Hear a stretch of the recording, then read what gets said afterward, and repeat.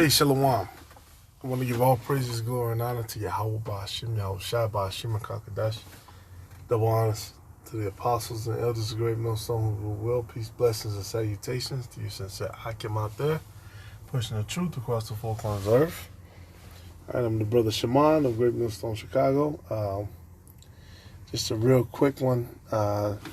This is a question for the Israelis. This is the question for them, which, you know, the entire validity, the entire importance of Israel, which, you know, the scriptures talk about that joyous city, that great city is talking about Jerusalem. All right, the entire validation of, you know, that place, you know what I'm saying, that everybody wants to dwell in and everybody wants is because the Heavenly Father put a certain that's his he put his name there. Let me put it like that. All right, he put his name there. We know Israel, Yashar Allah, Jerusalem, Yerushalayim, city of peace. All right, and the chosen people to dwell there is supposed to be the Israelites, which not just the Jews, all right, not just Judah. All right, but Benjamin, Levi, and all the rest of the tribes as well. All right, the northern kingdom as well. But this is Daniel. All right, because at the end of the day, prophecy stands over all. You know what I'm saying? Everybody has a claim. Everybody says they have a right to it. You know what I'm saying? There's all these wars and, you know, all of this stuff where the U.S. is working, you know, directly with those people who are in the land now. And the U.S. is supposed to be a Christian country, but it's not, it doesn't line up with prophecy. This is Daniel 2 and 42. It said, and as the toes of the feet were part of iron and part of clay, so the kingdom shall be partly strong and partly broken. Right, which is talking about NATO and the EU. And this whole global system, which is dominated by the nation of Esau. The current world system, it says, and whereas thou sawest iron mixed with miry clay, they shall mingle themselves with the seed of men, but they shall not cleave to one another, even as iron is not mixed with clay. It said, and in the days of these kings shall, and we know Britain, you know, they just broke off. Right, they completely broke off. You know, you still got your problems with the U.S., you know, making comments about the other nations because, you know, America's so proud. Because at the end of the day, America does have the world-leading GDP. This is Babylon. And I believe even the state of California itself, if not now, it did. It was like number 5 in the entire GDP for the world. All right, and these Edomites have waxed rich, all right, because this is their turn to rule. Just like that's what this entire thing goes back to. The statue, all right, which shows the order of rulership, which Daniel broke down for the king, all right, Nebuchadnezzar. But jumping back, it says. It says, then was the iron, the clay, the brass, the silver, the gold broken to pieces together and became like the chaff of the summer, which that's dust, threshing floors, of the summer threshing floors. And the wind carried them away, that no place was found for them. And the stone that smote the image became a great mountain and filled the whole earth. Okay, we know that stone is Yahweh Shai, and that mountain is, you know, the government of Israel, the real Israelites. It said, this is the dream, and we will tell the interpretation thereof before the king. So there you go. All right, so basically, in order for Israel to truly be established, right, not like how it is now, but for it to truly be established, for it to truly be the top world power under the correct vibration, Yahweh Shai would have to be over. All right, because all these other kingdoms are broken up. And that's another way we know that this, like they try to say that, this is the kingdom of heaven, and that, those people there are ruling, that's just how the cards were dealt. Well, no, that's not how the cards were dealt. That's not how the cards are dealt, because the Israelites will rule righteously. All right, and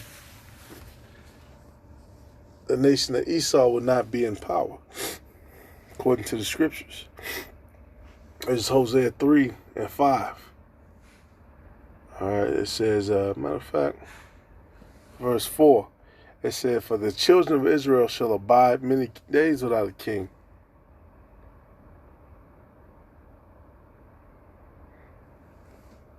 Matter of fact, let's go to verse 3. All right, because the whole matter is kind of an analogy. It said, "And I said unto her, Thou shalt abide for me many days, thou shalt not play the harlot." Matter of fact, let's start at verse 1. Then said the Lord unto me, "Go yet, love a woman beloved of her friend, yet an adulteress, according to the love of the Lord toward the children of Israel, who look to other gods and love flagons of wine. So I brought her to me for 15 pieces of silver, and for a homer of barley, and a half homer of barley. And I said unto her, Thou shalt abide for me many days, thou shalt not play the harlot, and thou shalt not be for another man, so will I be for thee. For the children of Israel shall abide many days without a king, and without a prince, and without a sacrifice, and without an image, and without an ephod, and without teraphim." All right, and basically, it's him receiving an adulteress as him buying the adulteress back as a wife. That's the analogy of what the Lord did for us. Okay, because we played the harlot with these other, gods and goddesses, and look where it's got us. Completely at the bottom. You know what I'm saying? Everybody is turned on so-called Latino, Native American, and black people. All right, and to this day, we have no real allies except each other. Those of us who are in the know, that were the Israelites. All right, it says, and we were bought back. It said, "For the children of Israel shall abide many days without a king, and without a prince, and without a sacrifice, without an image, without an ephod, and without teraphim." Exactly. And I was actually at a bookstore earlier, matter of fact, and Esau had a whole bunch of books, but I noticed, certain section, that's where they had like a lot of Jewish history, they had a lot of Roman history, and basically the people, the Ish, they pride themselves that, they, knowing their history throughout, from now all the way going back, going back, right to the time of the Renaissance, the Middle Ages, all of that stuff. All right, which that goes against, prophecy itself, because the chosen people, they're supposed to be going into captivity, all right, in the land that they knew not. All right, but here's the books: The Decline and Fall of the Roman Empire, which I started to buy them, but you can just read it online. But Esau probably had about 50 books. The Decline and Fall of the Roman Empire. These Edomites, they study. You know what I'm saying? They watch, they study, they listen, they pray. They pray. Right? They watch, they study, because they really believe that they can stop. They can stop the empire from falling again. All right, when we just read, Daniel told them, look, the Lord set up kings, he set up kingdoms, he set up empires. All right, and he basically told them in a nutshell, like, look, your empire is just part of it's part of a list. All right, and it's just your turn to rule. And at the end of that, Nebuchadnezzar had to bow before him. All right? Because the Lord, was dealing with Daniel. And that's exactly what's going to happen, to all these heathens. They're going to have to bow before the Israelites. All right, it said, afterwards shall the children of Israel return. Okay, so they're going to return. Okay, and seek the Lord their power and David their king. But wait a minute, David already went to the spiritual realm.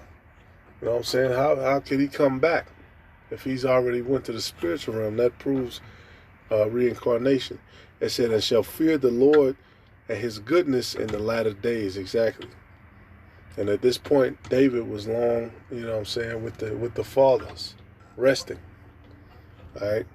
And we believe through the Spirit, if he's not resting now, that he's got to be back on the earth.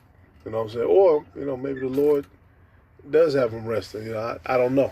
I don't, what I'm saying? Hey, brothers have, speculated and, say this person's David, that person's David. You know what I'm saying? It was highly believed that King Mashah was King David. You know what I'm saying? Which brothers still believe that. Hey, me myself, I believe it too. All right, so, you know what I'm saying? At the end of the day, we'll see how the Lord does it, what the Lord does. Hey, because that's part of getting to the kingdom too, man. We're going to see who's who, what's what. And really, we're seeing that before our eyes. You know what I'm saying? We're seeing everything unfold. We're seeing the Spirit, and man, this stuff is beautiful, man. Beautiful times we're living where, the top ruler for Esau is fucking stumbling up the steps. and you already know he got adult diapers on just like Trump. All right, so Lord willing is edifying. All praises, glory, and honor to Yahweh Ba'ashem, Yahweh Shai Ba'ashem Kakadash. All right, Shalom.